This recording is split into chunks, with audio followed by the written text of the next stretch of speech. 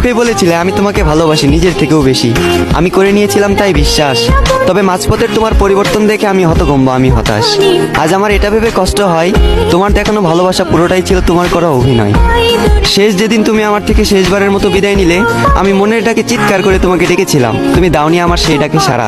মানতে হবে তুমি নিখুঁত একজন অভিনেত্রী, তোমার অভিনয়টা ছিল সেরা। আমার বিকল্পে হয়তো তোমার হাজার জন ছিল, তবে আমার জীবনে কেউ ছিল না শুধুমাত্র তুমি ছাড়া। আজ তুমি অন্যের হাত ধরে পূর্ণতার পথে হাঁটো, আর আমি ব্যর্থতার পথে হাঁটি একা দিশেহারা। আমার বয়সটা খুবই অল্প, আর এই অল্প বয়সে বুকে জমা আছে দুঃখ শত শত।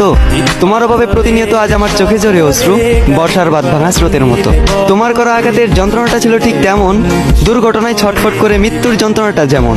ভাগ্যিস পুনর্জন্ম বলতে কিছু হয় না, যদি পুনর্জন্ম বলতে কিছু হতো তাহলে আমি সেজন্মে তোমার পিছু নিতাম, ভালোবাসার অভিনয় করে একদিন ছেড়ে যেতাম, তোমাকে বুঝিয়ে দিতাম বিচ্ছেদের ব্যথাটা আসলে কেমন।